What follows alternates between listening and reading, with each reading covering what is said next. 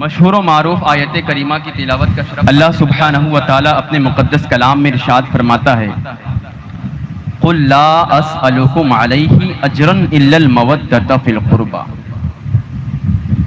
اس کا سیدھا سا ترجمہ یہ ہے کہ اللہ سبحانہ و تعالیٰ اپنے محبوب کو یہ حکم دیتا ہے کہ اے محبوب تم فرما دو کہ اے لوگوں، میں تم سے کوئی معاوضہ، کوئی بدلہ، کچھ اجر طلب نہیں کرتا، بس تم میری قرابت دار سے اور میری اہل بیت سے محبت کرو۔ یہ آیت کریمہ کا سادہ سا ترجمہ ہوا۔ رسول پاک صلی اللہ تعالی علیہ وسلم امت مسلمہ سے گویا ہم سے مخاطب کر کے ارشاد فرماتے ہیں کہ لوگوں، دین اسلام کی تبلیغ کرنے میں بے شمار مشقتوں کا سامنا کرنا پڑا۔ کبھی مکے کی سرزمین پر مصیبتوں اور اذیت کا ایک پہاڑ ڈھایا جاتا، لیکن کبھی میں نے امت مسلمہ سے یا صحابہ سے یا کسی افراد سے کوئی معاوضہ، کوئی اجر طلب نہیں کیا۔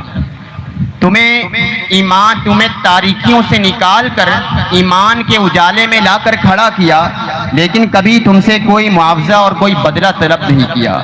تمہیں زندگی گزارنے کا شعور اور دستور سکھایا، لیکن کبھی تم سے کوئی معاوضہ اور کوئی بدلہ طلب نہیں کیا۔ تم دنیا میں جیتے تھے تو معاذ اللہ اپنی ماؤں کے ساتھ زنا کیا کرتے تھے، لیکن ماں باپ کا ادب کس نے سکھایا؟ میں نے سکھایا، لیکن میں تم سے کوئی معاوضہ، کوئی اجرہ، کوئی بدلہ طلب نہیں کرتا۔ انسانوں کا حال یہ تھا کہ یہ انسان کھانا کھاتا تو قے کر دیتا اور دوبارہ اس قے کو واپس کھا دیتا۔ میں نے تمہیں انسان بنایا، انسانوں والی زندگی گزارنے کا طریقہ سکھایا، لیکن میں نے تم سے کوئی اجر اور کوئی بدلہ طلب نہیں کیا۔ دستور حیات دیا، دستور زندگی دی، ایمان کے اجالے میں لا کر کھڑا کیا، طائف کی بستی میں پتھر کھائے، لیکن کبھی کوئی اجر اور کوئی بدلہ طلب نہیں کیا۔ اب اجر اور بدلہ طلب کرنے کی باری آئی تو میں تم سے کہتا ہوں، جو میرا رب مجھ سے کہلواتا ہے، لا اسألکم علیہ اجرا الا المودۃ فی القربى، کہ لوگوں میں تم سے کوئی بدلہ اور کوئی معاوضہ طلب نہیں کرتا، بس ہاں تم میری قرابت دار سے محبت کرو، تم میرے رشتہ دار سے محبت کرو، تم میری اہل بیت سے محبت کرو۔ میاں اس کا فائدہ کیا ہے؟ اس کا فائدہ یہ ہے کہ واقعی جو اہل بیت کی محبت سچے دلوں سے سینوں میں بسا لیتا ہے، وہ دنیا میں بھی کامیاب ہوگا اور آخرت میں بھی کامیاب۔ الا المودۃ فی القربى، کہ میں تم سے کوئی معاوضہ، کوئی بدلہ، کچھ اجر طلب نہیں کرتا، بس تم میری قرابت دار سے، میری اہل بیت سے محبت کرو۔ بڑی تیزی کے ساتھ میں تذکرہ آپ کے سامنے کرتا چلوں کہ اہل بیت سے مراد کون لوگ ہیں؟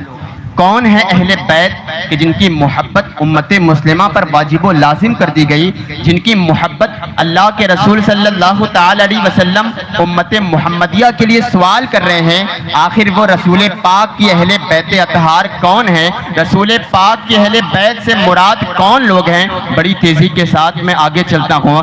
یہ روایت جو میں آپ کے سامنے پیش کرنے لگا ہوں، حدیث کے بے شمار کتب میں موجود ہے اور اس کے الفاظ کے ساتھ مسلم شریف میں موجود ہے، اور تفسیر کی کتاب اور اس طرح تاریخ کی بے شمار کتابوں میں موجود ہیں کہ ایک مرتبہ اللہ کے رسول صلی اللہ تعالی علیہ وسلم نے اپنی زوجہ محترمہ حضرت ام سلمہ رضی اللہ تعالی عنہا کو مخاطب کر کے ارشاد فرمایا، اے ام سلمہ دروازے پر کھڑی ہو جاؤ۔ آپ انداز ملاحظہ کریں کہ اہل بیت کون کون لوگ ہیں کہ جن کی محبت امت مسلمہ پر واجب و لازم ہے۔ ام سلمہ کو مخاطب کر کے ارشاد فرمایا، ام سلمہ دروازے پر کھڑی ہو جاؤ، اندر کوئی نہ آنے پائے۔ فدعا النبی صلی اللہ علیہ وسلم علی و فاطمہ و حسنا و حسینا، اللہ کے نبی صلی اللہ تعالی علیہ وسلم نے حضرت فاطمہ کو بلایا اور حضرت علی کو بلایا، اور اسی کے بعد رسول پاک نے امام حسن کو بھی بلایا اور امام حسین کو بلایا۔ راوی بیان کرتے ہیں کہ انداز کچھ اس طرح تھا کہ اللہ کے رسول صلی اللہ تعالی علیہ وسلم کا دایاں گھٹنا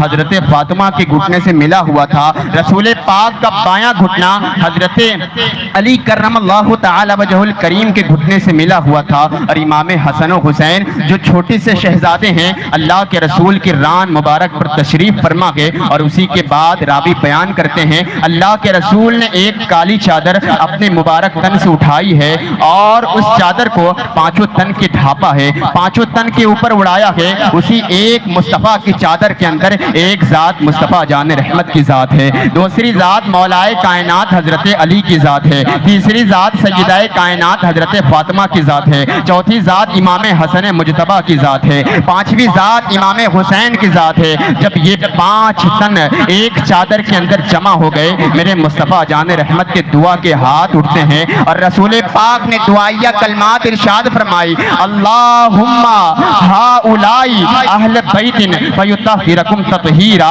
مولا یہ میرے گھر والے ہیں، رب کریم ان کو نجاست سے پاک کر دے، ان کو گندگی سے پاک کر دے۔ مصطفیٰ کے دعا کے ہاتھ اٹھتے ہیں، شاعر کہتا ہے وہ امام الانبیاء کے دعا کے ہاتھ اٹھتے ہیں، وہ رسول کی دعا، وہ رسول پاک کی دعا۔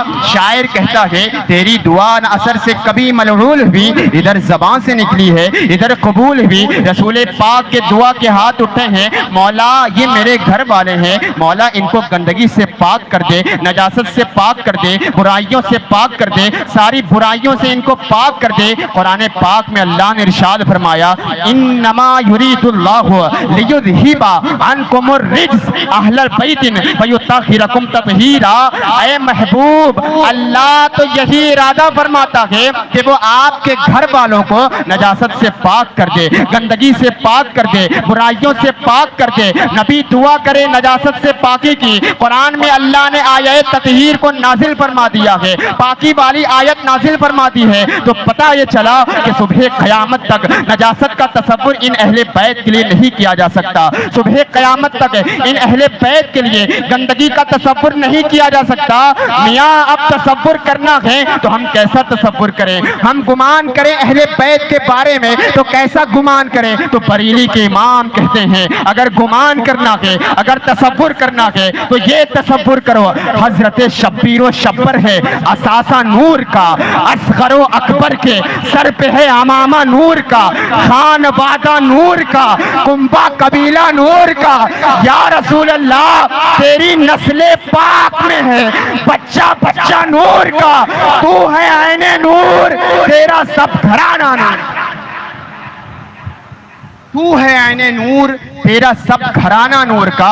ارے میاں امام حسین کی اور اہل بیت کی شان کیا ہے، امام حسین کا مقام کیا ہے، ان اہل بیت کا مقام کیا ہے کہ رسول پاک کے لیے، جن کے لیے دعاؤں کے لیے، جن کے لیے پاکی کی دعائیہ کلمات ارشاد فرمائی، اللہ نے پاکی والی آیت نازل فرمائی، اور قرآن نے ارشاد فرمایا انما یرید اللہ لیذھب عنکم الرجس اہل البیت فیطہرکم تطہیرا۔ محبوب اللہ تو یہی ارادہ فرماتا ہے کہ وہ آپ کے گھر والوں کو نجاست سے گندگی سے پاک فرمائے۔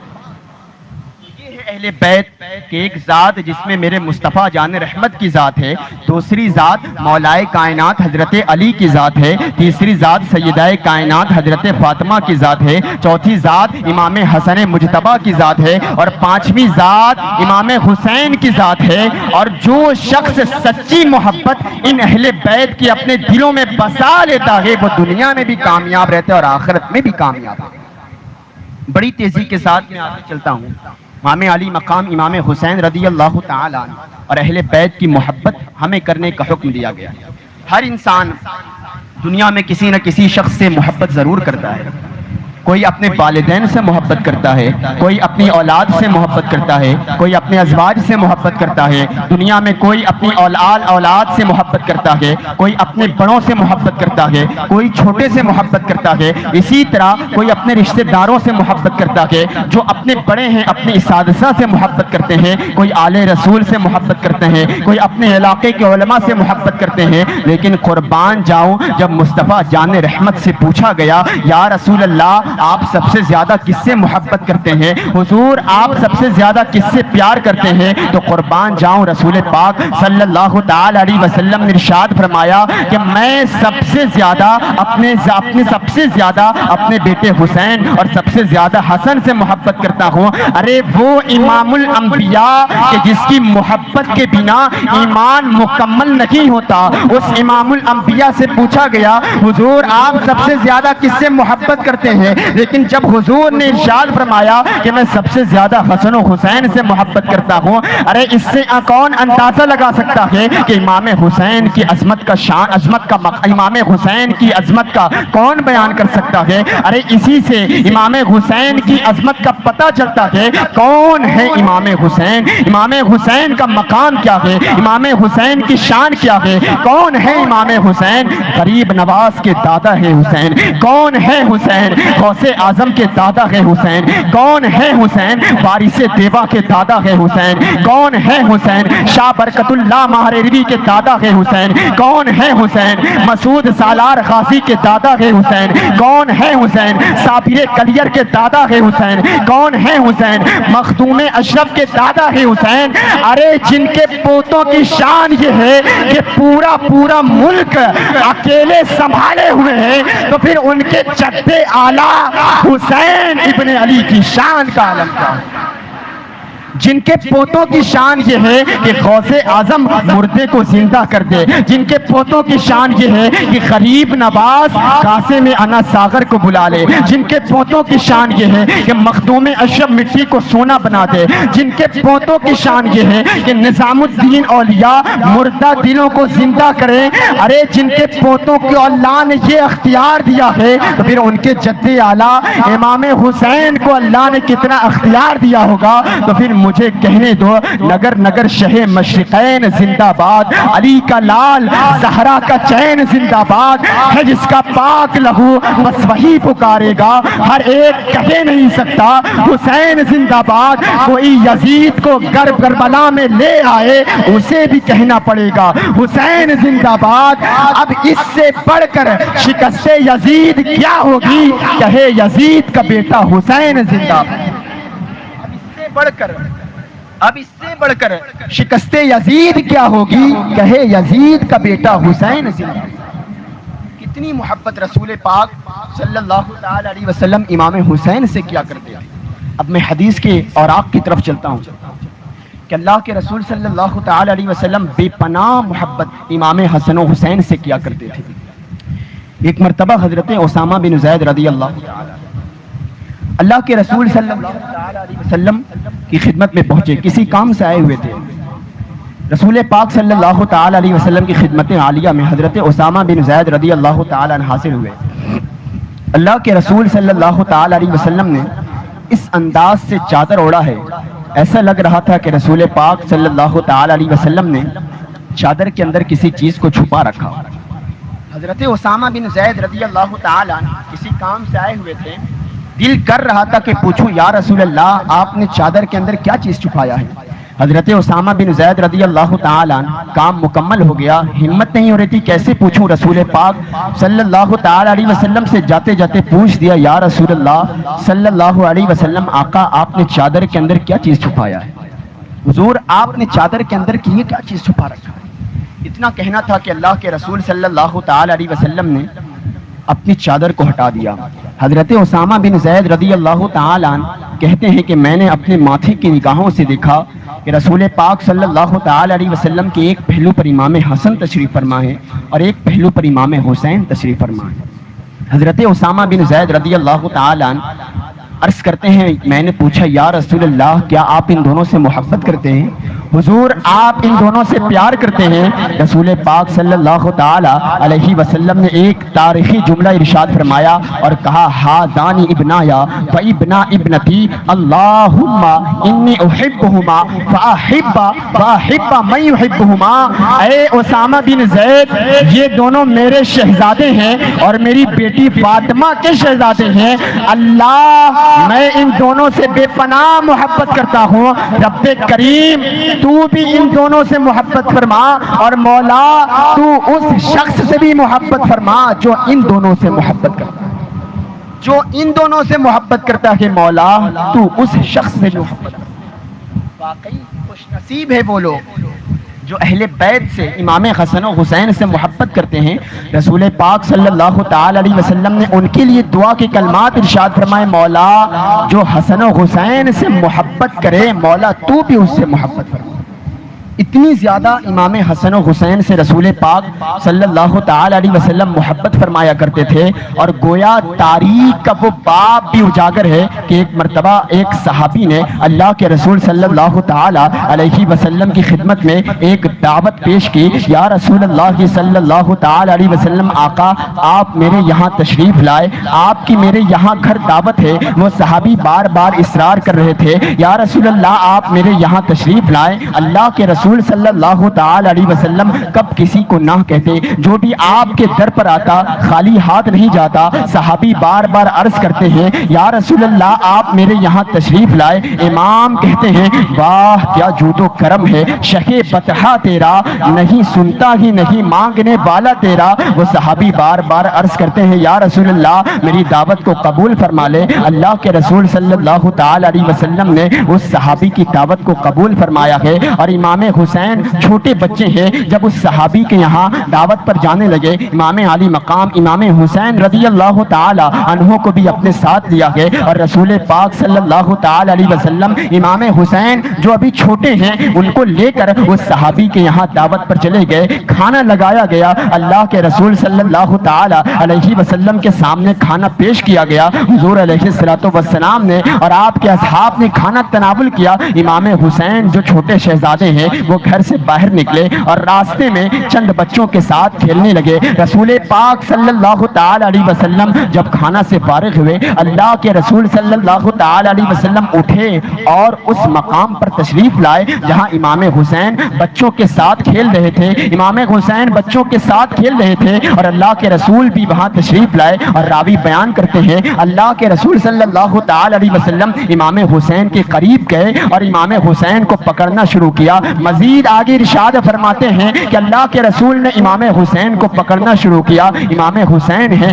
کہ کبھی ایک بار ادھر بھاگتے ہیں، کبھی ایک بار ادھر بھاگتے ہیں۔ یہ کوئی عام بچہ نہ تھا، یہ وہ عظیم بچہ ہے جس کو کھلانے کے لیے فرشتوں کا سردار جبریل بھی آتے ہیں، اور امام الانبیاء اللہ کے رسول بھی کھلا رہے ہیں۔ راوی بیان کرتے ہیں اگر اللہ کے رسول چاہتے تو امام حسین کو ایک بار میں پکڑ لیتے، لیکن اللہ کے رسول امام حسین کو پکڑنا نہیں چاہ رہے تھے، بلکہ امام حسین کے ساتھ اپنی شان کے ساتھ کھیل رہے تھے۔ امام حسین ہے کہ ایک بار کبھی ادھر بھاگتے ہیں، کبھی ایک بار ادھر بھاگتے ہیں۔ راوی بیان کرتے ہیں کہ اسی کے بعد اللہ کے رسول نے امام حسین کو پکڑا ہے، اور امام حسین کو پکڑنے کے بعد سینے سے لگایا ہے، اور مزید آگے ارشاد فرماتے ہیں کہ امام حسین کے داڑھی مبارک کو کچھ قریب کیا، اور آگے ارشاد فرمایا کہ ہم نے ماتھے کی نگاہوں سے دیکھا کہ اللہ کے رسول نے امام حسین کا لب بھی چوما ہے، امام حسین کا گال بھی چوما، امام حسین کا ماتھا بھی چوما۔ آپ ذرا رسول پاک صلی اللہ تعالی علیہ وسلم کا انداز دیکھیں کہ راوی بیان کرتے ہیں کہ ایک بار گال بھی چوما، لب بھی چوما، ماتھا بھی چوما۔ آپ ذرا حجر اسود کو ملاحظہ کریں، اللہ کے رسول صلی اللہ تعالی علیہ وسلم نے حجر اسود کو ایک مرتبہ چوما تھا، تو اس حجر اسود کا مقام یہ ہے کہ اب صبح قیامت تک سارے اس کو چومتے رہیں گے، رسول پاک صلی اللہ تعالی علیہ وسلم کی سنت مبارکہ عطا کرتے رہیں گے۔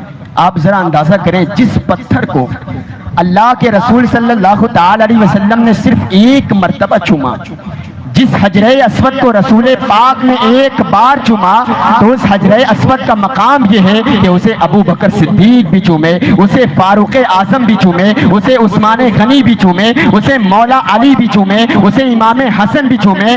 ارے جس حجر اسود کو مصطفیٰ نے ایک مرتبہ چوما، تو اس حجر اسود کا مقام یہ ہے کہ صبح قیامت تک لوگ اس کو چومتے رہیں گے۔ امام حسین تیری عظمتوں کو سلام، مصطفیٰ کبھی لب چومتے ہیں، کبھی گال چومتے ہیں، کبھی ماتھا چومتے ہیں۔ ارے حجر اسود کو ایک بار چوما تو اس حجر اسود کو صبح قیامت تک لوگ چومتے رہیں گے۔ امام حسین کی عظمت کا اندازہ کون لگا سکتا ہے کہ صحابہ کہتے ہیں کبھی حضور لب چومتے، کبھی ماتھا چومتے، کبھی گال چومتے۔ تو پھر مجھے کہنے دو، پیدا ہوئے تو حق سے شریعت خرید لی، جب ہو گئے جوان تو امامت خرید لی، سر دے کے راہ حق میں شہادت خرید لی، نانا کے اس نواسے نے امت خرید لی، نانا کے اس نواسے نے امت خرید لی۔ ذرا انداز ملاحظہ کرے، امام حسین کی شان وہ شان ہے کہ دنیا کا کوئی ترازو امام حسین کی عظمت کو نہیں توڑ سکتا۔ یہ امام حسین ہے۔ مزید آگے چلتے ہیں، آخری روایت بیان کر کے میں حضرت امام زین العابدین رضی اللہ تعالی عنہ کی طرف آتا ہوں کہ صحابہ کرام رضوان اللہ تعالی علیہ مجمعین نے حضور علیہ الصلوۃ والسلام کو بار بار دیکھا کہ اللہ کے رسول صلی اللہ تعالی علیہ وسلم امام حسن و حسین سے کیسی محبت کرتے تھے۔ تو صحابہ نے بھی ایک محبت کی انمول مثال پیش کی ہے، ایک انوکھی مثال پیش کی ہے جنہوں دنیا کی کوئی داستان اور کوئی قلم نہیں رکھ۔ حضرت عمر فاروق اعظم رضی اللہ عنہ ایک مرتبہ مسجد نبوی میں ممبر پر تشریف فرما ہیں، جمعہ کا دن ہے۔ حضرت عمر فاروق اعظم رضی اللہ تعالی عنہ، جمعہ کا دن ہے، صحابہ کرام مسجد نبوی سے بھری ہوئی ہے۔ حضرت عمر فاروق اعظم رضی اللہ تعالی عنہ خطبہ دے رہے ہیں۔ اچانک خطبے کے درمیان حضرت سیدنا امام حسین رضی اللہ تعالی عنہ تشریف لائے۔ صحابہ کرام کی صفوں کو چیرتا ہوا، چھوٹے بچے ہیں امام حسین، اور حضرت عمر فاروق اعظم رضی اللہ تعالی عنہ کے منبر پہ قریب ہوئے، اور امام علی مقام امام حسین رضی اللہ تعالی عنہ جیسے ہی قریب آئے اور ایک جملہ ارشاد فرمایا، اے امیر المؤمنین، اے عمر، آپ میرے نانا کے منبر سے نیچے اترے اور اپنے نانا کے منبر پر جائیں۔ کون ہے خطبہ دینے والا؟ خطبہ دینے والی ذات کوئی عام ذات نہ تھی، 22 لاکھ میل مربع کا حاکم، آدھی دنیا پر حکومت کرنے والا عمر، کہ جس کو کیسر و کسریٰ کا تاجدار بھی کانپتا ہے، وہ عمر مسجد نبوی میں صحابہ کے درمیان جمعہ کا خطاب کر رہے ہیں۔ اچانک امام حسین آتے ہیں، کہا آپ میرے نانا کے منبر سے نیچے اتریں اور اپنے نانا کے منبر پر جائیں۔ عمر نے یہ نہ سوچا کہ میں اپنا خطاب مکمل کر لوں، بلکہ عمر وہ 22 لاکھ میل مربع کا حاکم فوراً خطبے سے منبر سے نیچے اترے، اور اتنا ہی نہیں بلکہ اپنا امامہ اتارا اور امام حسین کے قدموں میں رکھا، اور ایک تاریخی جملہ ارشاد فرمایا، حل انبتا علی رؤوسنا الشعر ثم اللہ عنتم۔ اے حسین، عمر کو جو وقار ملا ہے وہ اللہ نے عطا کیا ہے، اس کے بعد آپ لوگوں نے عطا کیا ہے۔ اے حسین، عمر کو جو عزت ملی ہے وہ اللہ نے عطا فرمائی ہے، اس کے بعد آپ لوگوں نے عطا کی ہے۔ 22 لاکھ میل مربع کا حاکم حضرت عمر ایک بچے کا یہ ادب کر کے بتا دیا کہ عمر کیسر و کسریٰ کے بادشاہ کے آگے نہیں جھکتا، لیکن مصطفیٰ کا جس طرح وفادار تھا اسی طرح اس آل محمد کا بھی وفادار تھا۔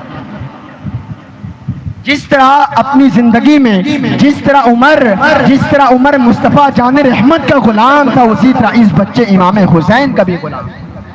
22 لاکھ میل مربع کا حاکم حضرت عمر فاروق اعظم رضی اللہ تعالی عنہ منبر سے نیچے اترے اور ارشاد فرمایا، حل انبتا علی رؤوسنا الشعر، کہ حسین، عمر کو جو عزت ملی ہے، عمر کو جو دین ملا ہے وہ اللہ نے دیا ہے، مصطفیٰ نے دیا ہے، اس کے بعد آپ لوگوں نے عطا فرمائی۔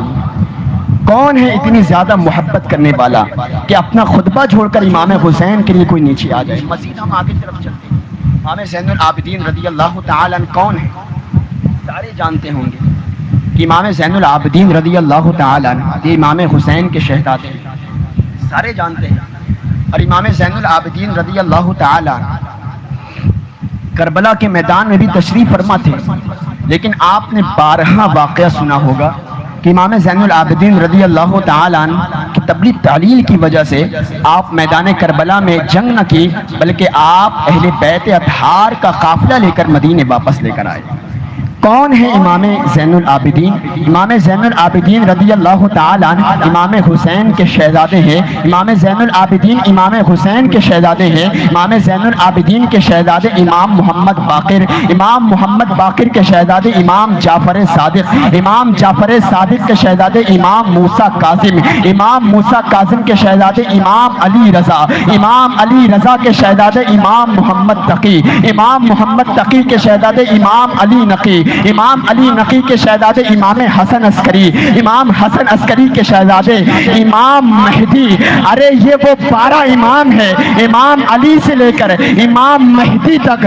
جو بندہ اپنی دعاؤں میں ان 12 اماموں کو وسیلہ بنا کر پیش کرتا ہے، اللہ اس کی دعاؤں کو رد نہیں کرتا بلکہ ان اماموں کے صدقے اس کی دعاؤں کو قبول فرماتا۔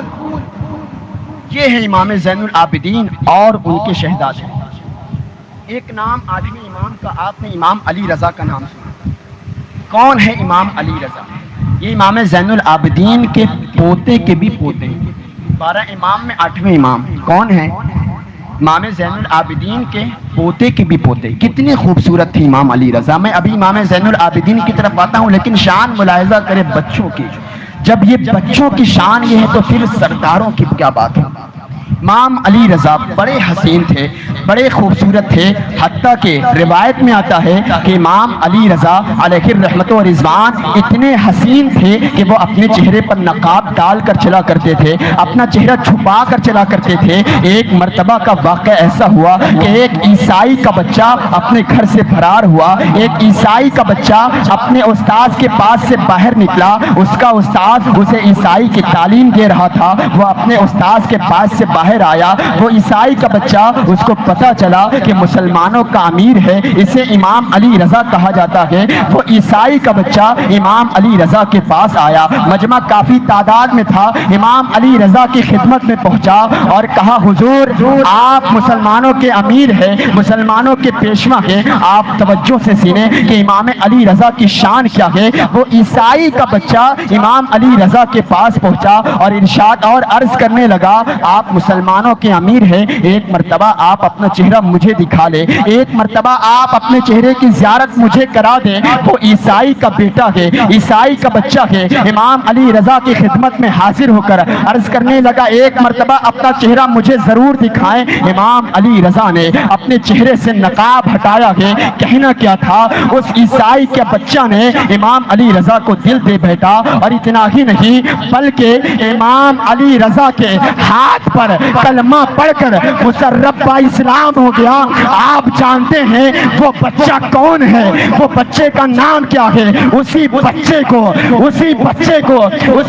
کو حضرت جنید بغدادی کا پیر، اسی بچے کو غوث اعظم کا پیر، اسی بچے کو غریب نواز کا پیر، اسی بچے کو مخدوم اشرف کے پیروں کا پیر حضرت معروف کرکی کے نام سے جانا اور پہچانا۔ عیسائی بچہ جب امام علی رضا کا چہرہ دیکھے تو مشرف با اسلام ہو کر غوث اعظم کبھی بھی بنے اور زمانہ اسے حضرت معروف کرکی کے نام سے جانتا۔ یہ ہے حضرت امام علی رضا۔ امام زین العابدین رضی اللہ تعالی عنہ کون ہے؟ امام حسین رضی اللہ تعالی عنہ کے شہزادے ہیں۔ امام حسین رضی اللہ تعالی عنہ کے شہزادے کیا شان ہے امام زین العابدین کی؟ امام زین العابدین رضی اللہ تعالی عنہ ایک مرتبہ اللہ کے رسول صلی اللہ تعالی علیہ وسلم، اور یہ واقعہ ایسا ہے کہ اپنے کے بیگانے بھی اس واقعے کو اپنی کتابوں میں نقل فرمایا۔ البدایہ والنہایہ کی 12ویں جلد میں امام ابن کثیر نے بھی اس واقعے کو نقل فرمایا۔ کون سا واقعہ؟ کہ حضرت عبداللہ ابن زبیر رضی اللہ تعالی عنہ ایک مرتبہ اللہ کے رسول صلی اللہ تعالی علیہ وسلم کی خدمت میں تشریف فرما تھے۔ بیان کرتے ہیں رسول پاک صلی اللہ تعالی علیہ وسلم کے پاس امام حسین رضی اللہ تعالی عنہ تشریف لائے۔ اللہ کے رسول صلی اللہ تعالی علیہ وسلم کی خدمت میں امام حسین تشریف لائے.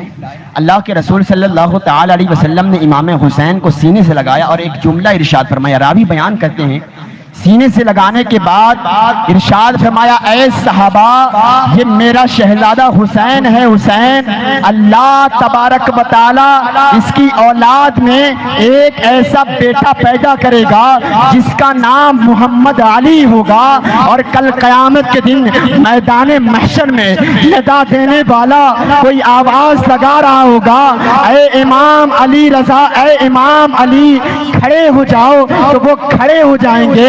آپ اندازہ کریں کہ وہ علی کون ہوگا. وہ ذات کسی اور کی ذات نہیں بلکہ سید الساجدین امام زین العابدین کی ذات. محمد علی اصلی نام محمد علی اور آپ کا یہ جو لقب ہے امام زین العابدین عبادتوں کی زینت. اور آپ کا ایک اور لقب ہے امام سجاد. اتنا سجدہ آپ نے فرمایا اتنا اللہ کی عبادت فرمائی کہ آپ کا لقب سید الساجدین اور سید العابدین کے نام سے جانا جانا. یہ ہے حضرت امام زین العابدین رضی اللہ تعالیٰ عنہ. اخلاق کیا تھا, کیا اخلاق کے مالک تھے, کیا کردار کے مالک تھے. جتنا درد کربلا کے بعد امام زین العابدین کو اور سیدہ زینب کو پہنچا ہے اتنا درد کسی کو نہ ہوا. سارا واقعہ اپنے ماتھے کی نگاہوں سے دیکھا ہے. راوی بیان کرتے ہیں کہ حضرت امام زین العابدین رضی اللہ تعالی عنہ کا حال تو یہ ہو گیا تھا کہ کربلا کے بعد آپ کبھی ٹھنڈا پانی نہیں پیتے. جیسے ہی ٹھنڈا پانی دیکھتے ہیں تو آنکھ میں آنسو آ جاتا کہ لے جاؤ مجھے ٹھنڈا پانی کی ضرورت نہیں, مجھے بابا کی پیاس یاد آتی ہے, مجھے علی اصغر کا تڑپنا یاد آتا ہے. وہ امام زین العابدین اس طرح روتے تھے کربلا کے بعد. اور صحابہ بیان کرتے ہیں کہ امام زین العابدین رضی اللہ تعالیٰ عنہ اپنا ایک گھر بن کر کے اسی میں ایک رات میں 1000 رکعت نوافل پڑھتے اور رات بھر اللہ کی عبادت کیا کرتے. اسی وجہ سے آپ کا لقب پڑا امام سجاد سید الساجدین. ایک مرتبہ ایسا ہوا, آپ اخلاق دیکھیں امام زین العابدین کا اور پھر اس کے بعد آپ اپنا بھی اخلاق کا ضرور ملاحظہ کریں کہ امام زین العابدین کا اخلاق اور پھر آج ہمارا اخلاق کیا ہے. صحابہ بیان کرتے ہیں کہ مدینے میں ایک مرتبہ کربلا کے بعد شمر لعین داخل. شمر لعین کون؟ جس نے کربلا کی سرزمین پر امام حسین کو شہید کیا تھا, جس نے پانی بند کریا تھا. شمر لعین مدینے میں داخل ہوا تو صحابہ کرام رضوان اللہ تعالی علیہ اجمعین نے اپنا گھر کا دروازہ بند کر دیا. سارے لوگوں نے, سارے صحابہ نے اپنے گھر کا دروازہ بند کر دیا کہ بدبخت شمر لعین آیا ہے, ہم نہ اس کو کھانا دیں گے اور نہ ہی اس کو پانی دیں گے, اس لیے کہ کربلا کی سرزمین پر اہل بیت کے ساتھ جس نے بہت زیادہ بدسلوکی کی ہے وہ ذات شمر لعین کی ذات ہے. ہم آج نہ اس کو مدینے میں کھانا دیں گے اور نہ ہی اپنے گھر میں داخل کریں گے. تمام صحابہ کرام نے اپنے گھر کا دروازہ بند کر لیا. ادھر ادھر پھرکتا رہا, ادھر ادھر پھرتا رہا شمر لعین. امام زین العابدین رضی اللہ تعالی عنہ کو پتہ چلا کہ شمر لعین آیا ہوا. وہ امام زین العابدین جو آپ عبادات میں مصروف رہا کرتے تھے, گھر کا دروازہ بند کر کے اللہ کی بارگاہ میں سجدہ ریز ہوا کرتے تھے, امام زین العابدین کو پتہ چلا کہ آج مدینے میں شمر لعین آیا ہوا ہے. تمام صحابہ کرام نے اپنا گھر کا دروازہ بند کر لیا اور اس کو گھر میں داخل ہونے کے لیے کوئی راضی نہیں ہے. وہ امام زین العابدین کہ جس کے گھر کا دروازہ بند رہا کرتا تھا, آج امام زین العابدین نے اپنے گھر کا دروازہ کھول دیا ہے اور شمر لعین کو اندر داخل کیا. جب گھر میں امام زین العابدین کے شمر لعین داخل ہوا, امام زین العابدین نے اس کے سامنے دستر لگایا اور اس کے بعد کھانا بھی پیش کیا اور پانی بھی پیش کیا. شمر لعین سمجھ رہا تھا کہ امام زین العابدین امام علی نے مجھے پہچانا نہیں, اسی وجہ سے میرے سامنے کھانا پیش کر رہے ہیں, میرے سامنے پانی پیش کر رہے ہیں. شمر لعین پہلے کچھ کہا نہیں بلکہ پہلے پیٹ بھر کے کھانا کھایا اور اسی کے بعد بڑی تیزی کے ساتھ پانی کا گھونٹ بھی پیا. جب پیاس سے جب معطر ہو گیا, جب پورا پانی پی لیا, کہا اے علی کیا آپ نے مجھے پہچانا نہیں؟ اے علی کیا آپ نے مجھے پہچانا نہیں؟ اے زین العابدین کیا آپ نے مجھے پہچانا نہیں؟ امام زین العابدین رونے لگے زاروں قدر اور کہا اے شمر میں تجھے کیسے بول سکتا ہوں, تو وہی شمر لعین ہے جس نے میرے بابا کو شہید کیا تھا، جس نے ہمیں پیاس کے لیے تڑپایا تھا، جنہوں نے ہمیں بھوکا پیاسا ہمارے باباؤں کو شہید کیا تھا، میں تجھے کیسے بھول سکتا ہوں؟ آپ کردار اور انداز ملاحظہ کریں امام زین العابدین کا۔ اے شمر میں تجھے نہیں بھولا، میں تجھے جانتا ہوں۔ ارے وہ صحابہ کرام نے جنہیں کربلا کی سرزمین پر واقعہ دیکھا نہیں، انہوں نے تو دروازہ بند کر لیا، آپ نے آج اپنا دروازہ کیسے کھولا؟ شمر لعین عرض کرتا ہے تو پھر آپ نے مجھے کیوں کھانا کھلایا؟ آپ نے مجھے پھر پانی کیوں پلایا؟ جب آپ کو یہ معلوم ہے کہ میں شمر لعین ہوں اور میں نے ہی آپ کے بابا کو شہید کیا ہے، تو پھر آپ نے مجھے کھانا کیوں پیش کیا؟ آپ نے مجھے پانی کیوں پیش کیا؟ تو امام زین العابدین نے ایک جملہ ارشاد فرمایا اور کہا اے شمر لعین سن، جو تو نے ہمارے ساتھ کیا ہے وہ تیرا اخلاق اور تیرا کردار تھا، اور جو میں نے تیرے ساتھ کیا ہے وہ ہم اہل بیت کا کردار اور ہم اہل بیت کا۔ جو تم نے ہمارے ساتھ کیا ہے وہ تیرے خون کا اثر تھا، اور جو میں نے تیرے ساتھ کیا ہے وہ میرے خون کا۔ انداز ملاحظہ کریں حضرت امام زین العابدین کا کہ اپنے تو اپنے دشمن کو بھی امام زین العابدین اپنے پاس بلا رہے ہیں اور اپنے ضمیر اور اپنے کردار کو آگاہ کر رہے ہیں۔ جو تو نے ہمارے ساتھ کیا وہ تیرا کردار تھا، اور جو میں نے تیرے ساتھ کیا وہ میرے خون کا اثر ہے اور میرے کردار کا اثر ہے۔ یہ ہے امام زین العابدین۔ آپ ذرا اندازہ کریں کہ آج ہم محبت کے نام پر، اہل بیت کی محبت کے نام پر، امام زین العابدین کے محبت کے نام پر، امام حسین کی محبت کے نام پر آج ہم نے ہلڑ بازی مچا کر، آج ہم نے محبت کے نام پر تماشائی بنا کر مچا رکھا ہے۔ مجھے بتاؤ کیا یہی محبت ہے کہ ایک طرف ہم اہل بیت سے محبت کا دعویٰ بھی کرتے ہیں، دوسری طرف ہم اپنی نمازوں کی قضا بھی کرتے رہے؟ کیا یہی محبت ہے کہ ایک طرف ہم اہل بیت کی محبت کا دعویٰ بھی کرتے رہے، دوسری طرف والدین کو ہم ناراض بھی کرتے رہے؟ مجھے بتاؤ کیا یہی محبت ہے کہ ایک طرف ہم محبت کا دعویٰ بھی کرتے رہے، رات بھر زنا کے مناظر اور برائیوں کے اڈوں میں ہم زندگی گزارتے رہے؟ آپ ذرا انداز ملاحظہ کریں کہ امام زین العابدین نے کیا کردار پیش کیا ہے کہ جس کا لقب ہی امام سجاد پر گیا، رب کی بارگاہ میں سجدہ کرتا کرتے۔ آج ہماری سجدہ، آج ہم کتنا سجدہ کرتے ہیں؟ کیا کوئی اس بات کی گواہی دے سکتا ہے کہ میں نیک ہوں، میں اللہ کی بارگاہ میں جھکتا ہوں؟ یقیناً آج ہم نے اپنے ضمیر کا سودا کر لیا، آج ہم نے اپنے ضمیر کو بیچ دیا ہے۔ آج ہمارا حال یہ ہے کہ نمازوں سے دور ہم، عبادات سے دور ہم، فرما برداری اور اللہ کے رسول کی فرما برداری سے دور ہم ہیں، عبادات سے دور ہم ہیں، والدین کی فرما برداری سے دور ہم ہیں، محبت اہل بیت کا ہم دعویٰ کرتے رہے اور کام ہم یزیدیوں والا کرتے رہے، یزیدیوں والا ہم کام کرتے رہے۔ آپ ذرا اندازہ کریں کہ یزید کا کردار کیا تھا؟ شراب نوشی، زنا کے مناظر، بندروں کا ناچ، برائیوں کے اڈوں کو ابھارنا۔ آج کیا کیا کردار ہے جو ہمارے اندر نہیں پایا جاتا؟ گونگی ہو گئی آج کچھ زبان کہتے کہتے، ہچکچا گیا میں خود کو مسلمان کہتے کہتے، توفیق نہ ملی مجھ کو ایک وقت کی نماز کی اور چپ ہو گیا مؤذن اذان کہتے۔ آج ہمارا حال یہ ہے کہ آج رات بھر جاگ کر ہم فجر کی نماز قضا کر دیں اور ہم سے بڑا کوئی حسینی نہیں ہے۔ آج ہمارا حال یہ ہے کہ برائیوں کو اڈوں کو آباد ہم نے کیا اور ہم سے بڑا حسینی کوئی نہیں ہے۔ آج ہمارا حال یہ ہے کہ زنا کے مناظر اور ہینگ پریکٹس کا شکار ہم ہوتے رہے اور ہم سے بڑا حسینی کوئی نہیں۔ یقیناً یہ کردار تو یزیدیوں کا کردار تھا، یہ کردار اور یہ فعل تو یزیدیوں کا فعل تھا۔ خدارا جو آج ہم نے اخلاق کو اپنا بیچا ہے محبت کے عوض، آج ہمارا اخلاق اور بد اخلاقی کا حال یہ رہا کہ آج ہمارے والدین ہم سے بد اخلاقی کی وجہ سے ناراض، ہمارے رشتہ دار ہم سے ناراض، آج مسلمانوں کے پیچھے پڑا ہوا ہے کہ کیسا کردار ہے، کیسا اخلاق ہم نے اپنایا ہوا ہے۔ خدارا جو آج ہی ہمارا اخلاق ہے وہ مصطفیٰ جان رحمت کا اور اہل بیت کا اخلاق نہ تھا۔ مصطفیٰ جان رحمت کا اور اہل بیت کا اخلاق تو یہ تھا کہ اپنے تو اپنے بیگانے بھی دیکھ کر بول پڑے۔ امام زین العابدین رضی اللہ تعالیٰ عنہ، آخری بات میں بڑی تیزی کے ساتھ اپنی گفتگو تمام کر دینا چاہوں گا کہ کیا شان تھی امام زین العابدین۔ ایک مرتبہ غور کریں، جب امام زین العابدین رضی اللہ تعالیٰ عنہ وضو کرتے تھے وضو، تو بیان کیا جاتا ہے کہ حضرت امام زین العابدین رضی اللہ تعالی عنہ کا چہرہ زرد ہو جایا کرتا تھا۔ کس وجہ سے امام زین العابدین کا چہرہ زرد ہو جایا کرتا تھا؟ کیا وجہ سے؟ پوچھا گیا کہ آپ کا چہرہ کیا وجہ سے زرد ہوتا ہے؟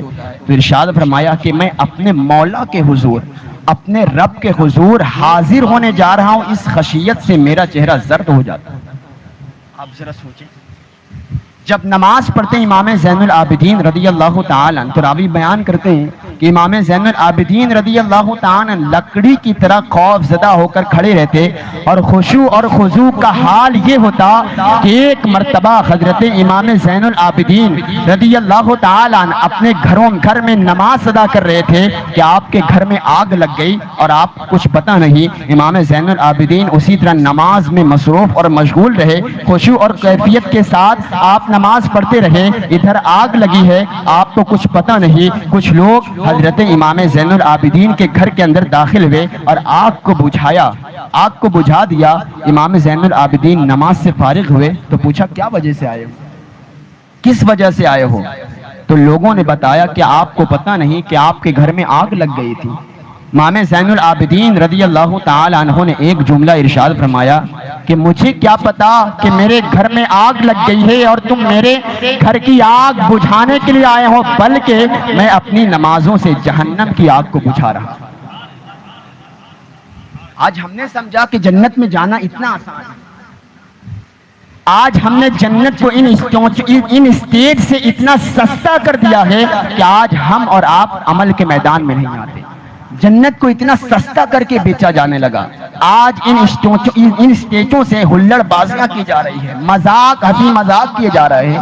آج ہم سوچتے ہیں کہ ہم جو چاہیں کریں ہم جنت میں جائیں گے، ہم نماز نہ پڑھیں ہم جنت میں جائیں گے، ہم عبادات نہ کریں ہم جنت میں جائیں گے، بھائیوں کا حق ہم ماریں ہم جنت میں جائیں گے، پرسنٹیج کے طور پر کاریگروں کی مزدوری میں کٹوتی کر کے ہم حج پر حج کریں، مکان پر مکان بنائیں، شادی پر شادی کریں، ہم سمجھتے ہیں کہ ہم جنت میں جائیں گے۔ حرام مال اپنے پیٹ میں ہم کھاتے رہے، ہم سمجھتے رہے کہ ہم جنت میں جائیں گے۔ حرام مال کے ساتھ ساتھ نمازوں کی پرواہ ہمیں نہ پتا چلے، ہم سوچتے رہے کہ ہم جنت میں جائیں گے۔ قرآن ہمارے طاق پر پڑا رہے اور دعا تعویذ کے ذریعے ہم اپنی عبادات کریں، ہم سمجھتے رہے کہ ہم جنت میں جائیں گے۔ ارے یہ اعمال صالحہ نے، آج ہماری بدعمالیوں نے ہمیں کہاں لا کر کھڑا کر دیا ہے۔ اقبال کہتے ہیں واعظ قوم کی وہ پختہ خیالی نہ رہی، برق طبعی نہ رہی، شعلہ مقالی نہ رہی، رہ گئی رسم ازا، روح بلالی نہ رہی، فلسفہ رہ گیا، تلقین غزالی نہ رہی۔ ارے ہم تو وہ تھے کہ ہم تو تلواروں کے سائے میں بھی نماز ادا کرتے رہے۔ کربلا کا سبق تو ہمیں یہی دیتا ہے کہ گردن کٹ جائے لیکن کبھی نماز کا دامن ہاتھ سے نہ چھوٹے۔